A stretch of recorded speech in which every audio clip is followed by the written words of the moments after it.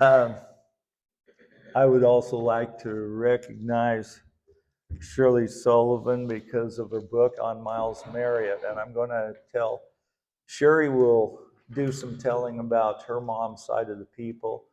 I'm not going to talk about the Fairchilds or the Clarks except this one story because it involved Miles Maryott.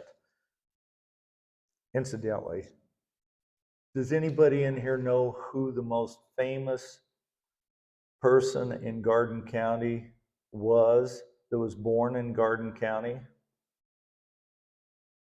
In 1821, there was a big Sioux Indian camp just west of Blue Creek, and two tribes of Indians were there, and a man from one side and a woman from the other side got married, and they had a baby there, and that is Red Cloud, the Sioux Indian chief.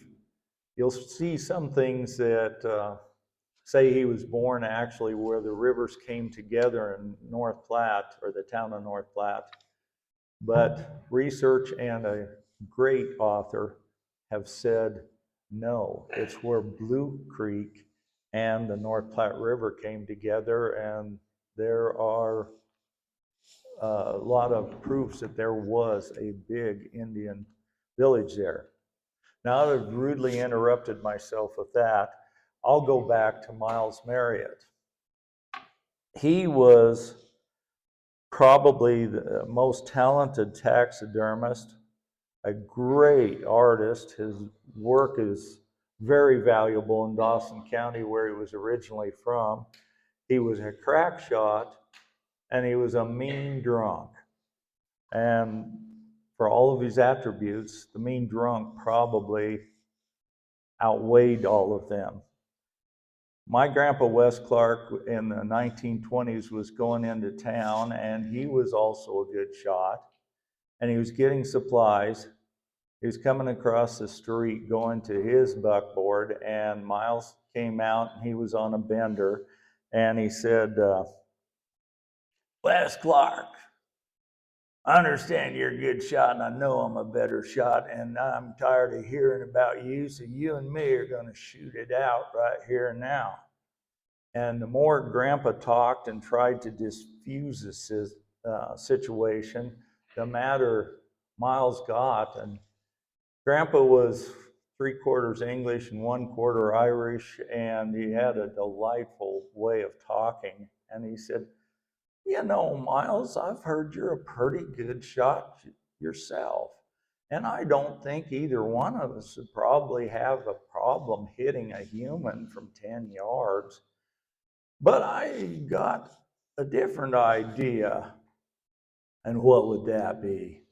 He said, I got an old 22 in my buckboard, and I got a handful of change. Let's make this a real contest. We'll throw up pennies in the air and see how many of them we can shoot. You can borrow my rifle. I ain't going to try it with a pistol because I don't have a pistol. And Miles just calmed down.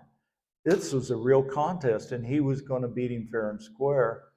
So Grandpa took up 10 pennies, threw them up in the air, and depending on who you talk to, I think he hit 3 of them. Miles was sure he was going to win because Wes Clark had only hit 3. Wes had a bit of an advantage, though. He hadn't been drinking all morning. Miles hit 2. And I heard this story from an old Swede named John Swanson and Ross Carpenter sitting on a front porch in front of the Llewellyn Reese's store one Saturday night when everybody was coming into town. And Grandpa just wouldn't talk about it. One day we were going through a bunch of old coins he had, and I picked up an Indian head penny, and I said, what happened to this? No, I shot that. I said, is this one of the pennies from your battle with Miles Maryott? No, I don't think it was much of a battle, and I think they kind of embellished, but it did beat him. And I have that Indian head penny. Can't make out the date on it. because he apparently shot the date off, but it says 19 something. And while I'm up here talking, Cherrie's dad also had a Miles Maryott story. He had saddled up his horse over here at the Garden County High School and heard the gunfire and thought it was somebody just practicing. And he went on home. Didn't find out till he came back to school the next day that that's when Miles had killed George Albee.